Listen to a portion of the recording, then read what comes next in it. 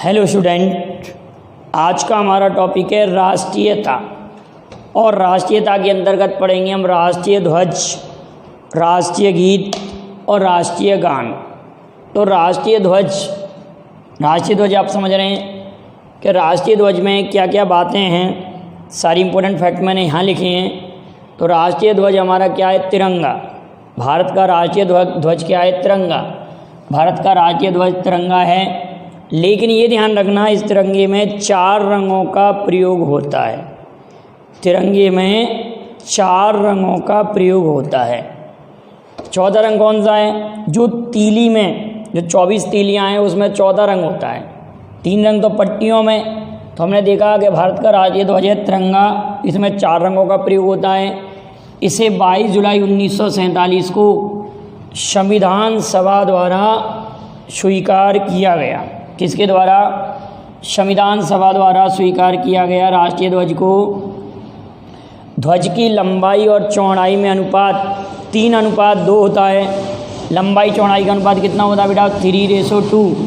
अगर लंबाई 30 है तो चौड़ाई 20 होगी। लंबाई 6 है तो चौड़ाई 4 होगी। मतलब 3:2 का अनुपात रहना चाहिए। और इसमें 3 आयताकार पट्टियाँ होती हैं जो ऊपर से नीचे के क्रम में केसरिया, सफ़ेद और हरे रंग की होती हैं। राष्ट्रीय ध्वज में आयताकार रूप में 3 पट्टियाँ होती हैं जो केसरिया, सफ़ेद और हरे रंग की होती हैं।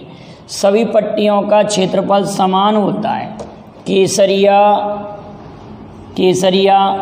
सफ़ेद और हरे रंग की पट्टियाँ होती हैं। सफ़ेद पट्टी के अंतर्गत बीच में 24 तीलियों वाला एक चक्र होता है, जिसमें 24 तीलियाँ होती हैं। 24 तीलियों वाला एक चक्र होता है। 24 तीलियों वाला एक चक्र होता है जो नीले रंग का होता है। ये चक्र किस रंग का होता है? नीले रंग का। केसरिया, सफ़ेद, हरा और नीला। अभी मैंने कहा था कि ध्वज में 4 रंगों का प्रयोग होता है, तो नीले रंग का होता है ये चक्र। इस प्रकार राष्ट्रीय ध्वज में कुल 4 रंगों का प्रयोग होता है। केसरिया रंग शक्ति का प्रतीक है, सफ़ेद रंग शांति का प्रतीक है और हरा रंग जो है ना वो हरियाली का प्रतीक है। और चक्र प्रगति का प्रतीक है।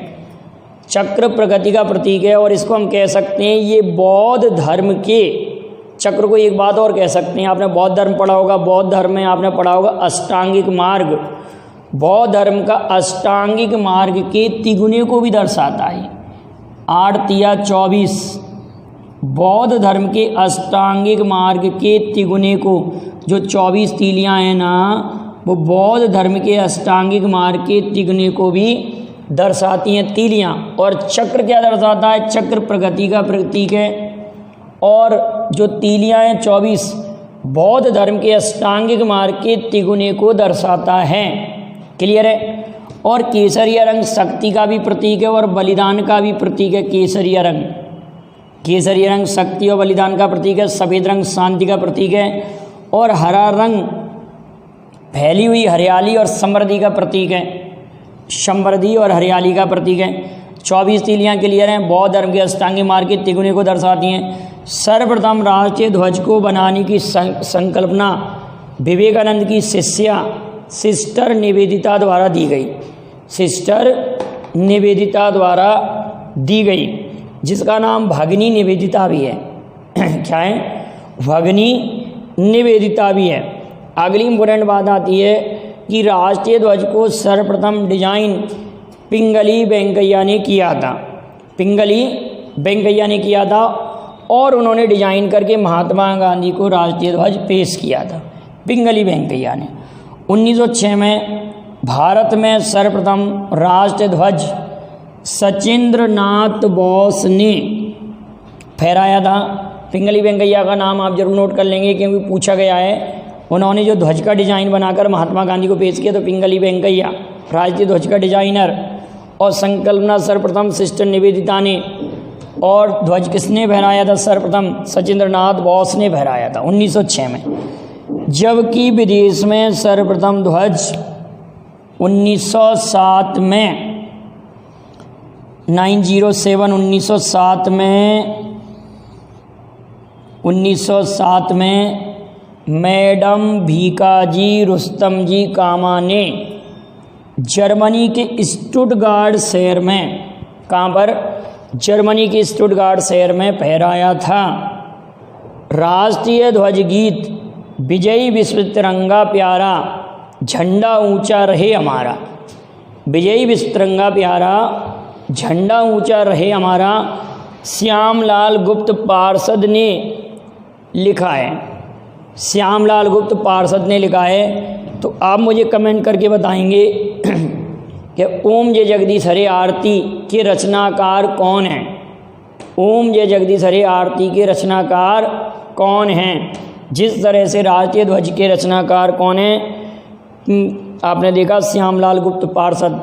और महात्मा गांधी के प्रिय भजन वैष्णव जन तो तेने कहिए, जो पीर पराई जाने रे, इसके रचनाकार कौन हैं। और आप ये बताएंगे कि डांडी मार्च के समय कौन से भजन को बजाते हुए डांडी मार्च की गई, इसको भी आप कमेंट करेंगे। अगली बात हम देखते हैं कि राष्ट्रीय गीत और राष्ट्रगान। राष्ट्रगान बाद में स्वीकार किया गया, राष्ट्रगीत पहले आया। तो राष्ट्रगीत 1896 में पहली बार कलकत्ता अधिवेशन में गाया गया था। और राष्ट्रगीत क्या है, वंदे मातरम, जो कि बंकिम चंद्र चटर्जी, या हम कह सकते हैं कि बंकिम चंद्र चट्टोपाध्याय द्वारा लिखा गया है गीत 24 जनवरी 1950 को स्वीकार किया गया। इसको गाने में 65 सेकंड का समय लगता है। लेकिन हम ये भी कह सकते हैं कि 65 सेकंड को हम 1 मिनट 5 सेकंड भी कह सकते हैं। 65 सेकंड का मतलब 1 मिनट 5 सेकंड, क्योंकि ये कॉम्पिटिशन में आ चुका है कि राष्ट्रगीत को गाने में कितना समय लगता है, तो 1 मिनट 5 सेकंड। क्लियर बेटा। इसका अंग्रेजी अनुवाद सर्वप्रथम अरविंद घोष ने किया था तथा इसकी धुन पन्नालाल घोष ने बनाई थी। राष्ट्रगीत पहली बार 1896 में कलकत्ता अधिवेशन में गाया गया था, जिस समय कांग्रेस अध्यक्ष रहमत उल्ला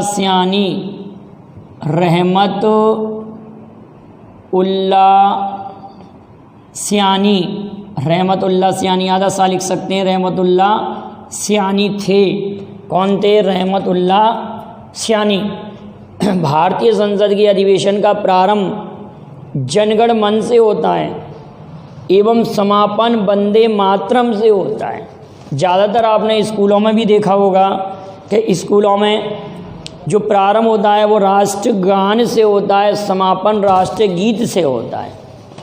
ऐसे ही संसद के अधिवेशन का प्रारंभ जनगण मन से होता है और समापन वंदे मातरम से होता है।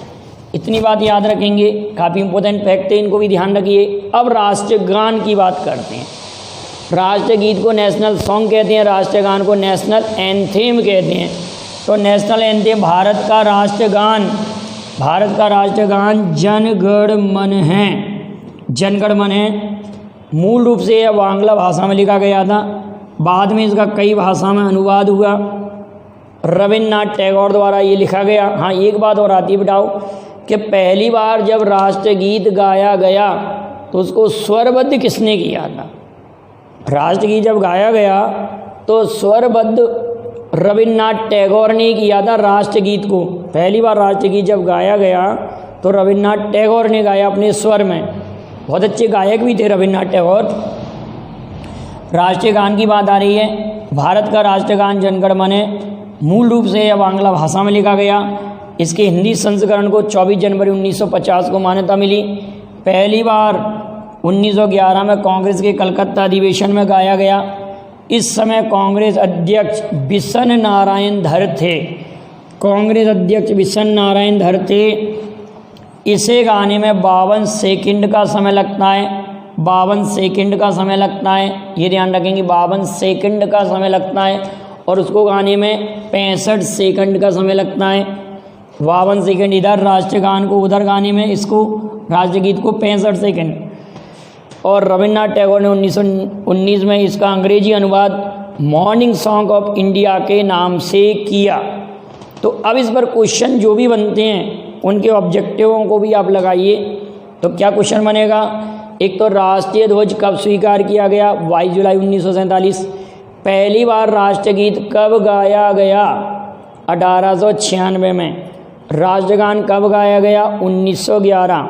कई स्टूडेंट ये कन्फ्यूजन होते हैं कि दिल्ली दरबार में गाया गया, दिल्ली दरबार में नहीं गाया गया बेटाओ। पहली बार कलकत्ता अधिवेशन में 1911 में गाया गया, ये भी आप याद रखेंगे। और इसके रचनाकार बंकिम चंद्र चटर्जी हैं राष्ट्रगीत के। राष्ट्रगान के रविन्द्रनाथ टैगोर हैं, राष्ट्रगान के रविन्द्रनाथ टैगोर हैं। और अगली इम्पोर्टेंट बात है कि इसमें ये जो राष्ट्रगीत है तो इसका अंत में ये गाया जाता है और ये सामान्य तौर पर प्रारंभ में गाया जाता है। पहली बार जब राष्ट्रगीत गाया गया तो रविन्द्रनाथ टैगोर ने गाया था। तो ये सब फैक्ट थे, इनको आप याद रखना। ये क्वेश्चन ये भी अक्सर आता है कि विदेश में ध्वज फहराने वाली पहली भारतीय महिला कौन थी, तो मैडम भीकाजी रुस्तम जी कामा, मैडम भीकाजी कामा, जिनको भारतीय क्रांतिकारियों की माँ कहते हैं। मैडम कामा को भारतीय क्रांतिकारियों की माँ कहते हैं। जबकि अरुणा आसफ अली को 1942 में चलाए गए भारत छोड़ो आंदोलन की नायिका कहते हैं। ठीक है बेटाओ, इतने पॉइंटों का आप नोट कर लीजिए। वीडियो पसंद आए लाइक शेयर जरूर कीजिए अपने ग्रुप में, और कंप्लीट वीडियो देखकर इसको नोट कर लीजिए। आप इसका स्क्रीनशॉट ले सकते हैं। Thank you very much. जय हिंद, जय भारत।